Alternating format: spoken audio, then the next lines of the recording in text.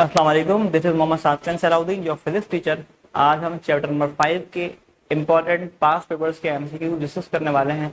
तो ये वीडियो आपने कंप्लीट देखनी है ताकि आपको चैप्टर 5 के एमसीक्यू समझ आ जाएं, आप उसको अच्छे से सॉल्व करना सीख जाओ। तो हम स्टार्ट करते हैं। पहला सवाल है, the centre of the mass of a system of a particle always कॉन्साइड with the centre of gravity, never कॉन्साइड with the centre of gravity, कॉन्साइड with the centre of gravity, uniform gravitational field, coincide with the center of gravity in a non-uniform gravitational field। सवाल में ये कह रहे हैं कि centre of mass और centre of gravity का जो पॉइंट है किसी एक बॉडी का, वो कॉन्साइड मतलब एक ही होगा। मतलब जो point of centre of mass है वही सेंटर ऑफ ग्रेविटी होगा। कहां पर? इन यूनिफॉर्म ग्रेविटेशनल फील्ड, जहां पर ग्रेविटी की वैल्यू कांस्टेंट है, वहां पर जो पॉइंट सेंटर ऑफ मास का होगा किसी बॉडी का, वही पॉइंट सेंटर ऑफ ग्रेविटी का भी होगा। तो coincides with the center of gravity in a uniform gravitational field। ठीक है, option C is right. Next है, which of the following is a spin motion।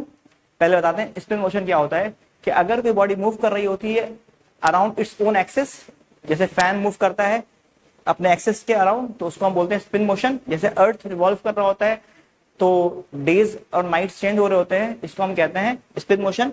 तो the motion of the planets around the sun, ये spin motion नहीं है, क्योंकि outside वाले point के अराउंड वो मूव कर रहा है earth. The motion of electron around the nucleus, ये भी नहीं है, ये भी ऑर्बिटल मोशन है। The motion of the moon around the earth, ये भी ऑर्बिटल मोशन है।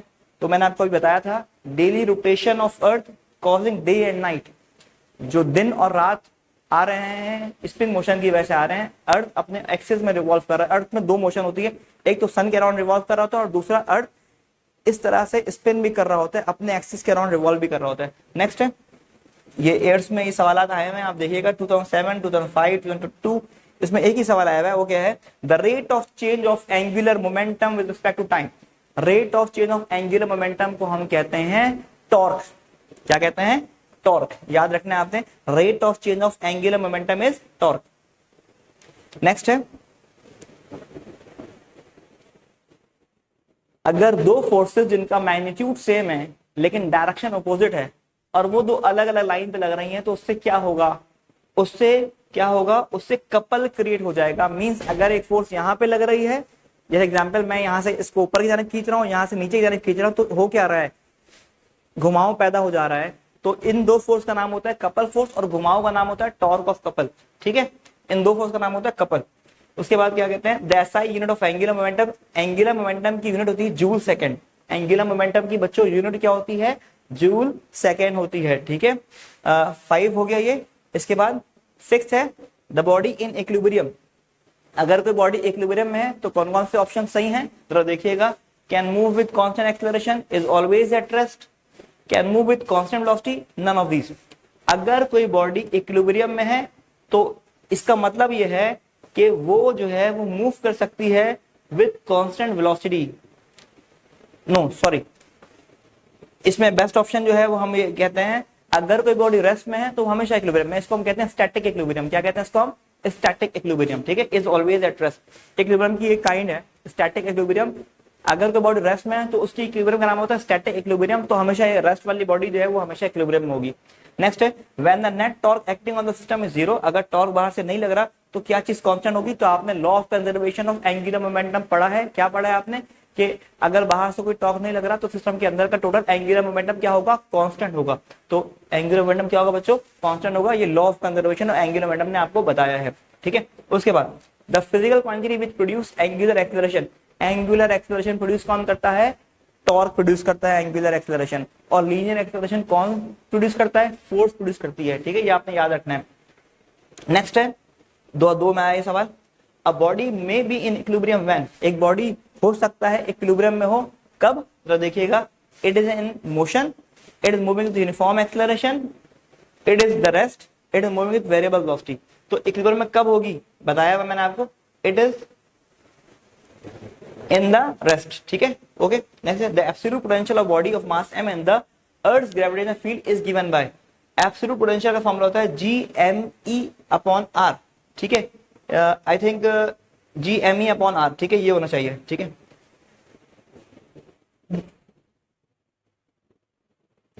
वैसे वो सवाल चैप्टर 6 का है। ठीक है, चैप्टर 5 में गलती से आया हुआ है। Every point of rotating body has the same. अगर कोई बॉडी रिवॉल्व कर रही होती है यूनिफॉर्म एंगुलर स्पीड से, तो क्या होता है, उसकी बॉडी के अंदर मौजूद तमाम के तमाम पार्टिकल्स जो है वो क्या कर रहे होते हैं, मूव कर रहे होते हैं सेम एंगुलर वेलोसिटी।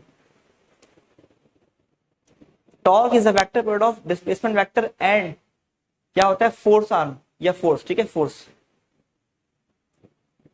टॉर्क क्या होता है, r cross F, displacement vector r और क्रॉस में क्या होगा, फोर्स होगी एफ। इसके बाद नेक्स्ट है the magnitude of torque of couple depends on, torque of couple का जो मैग्नीट्यूड है वो डिपेंड किस पे करेगा, the distance of F from the origin, no, the distance of minus F from origin, no, the distance between F and minus F. अभी मैंने आपको बताया था बच्चों कि लेट सपोज एक फोर्स ऊपर की जाने लग रही है एफ और एक नीचे की जाने लग रही है माइनस एफ, तो इन दोनों के दरमियान का जो फासला होता है इसको हम कहते हैं मोमेंट आर्म, ठीक है, या कपल आर्म, कपल के केस में कहते हैं, ठीक है। तो ये हो गया ऑप्शन आपका, the distance between F and minus F, ठीक है, एफ और माइनस एफ के दरमियान का फासला, ठीक है। तो टॉर्क का फॉर्मूला होता है torque of r cross a b, ठीक है, टॉर्क ऑफ कपल का फॉर्मूला होता है। इसके बाद है if the axis of rotation of a rotating body passes through the body itself, अभी मैंने आपको बताया था ये डेफिनेशन किसकी है, स्पिन मोशन की डेफिनेशन है।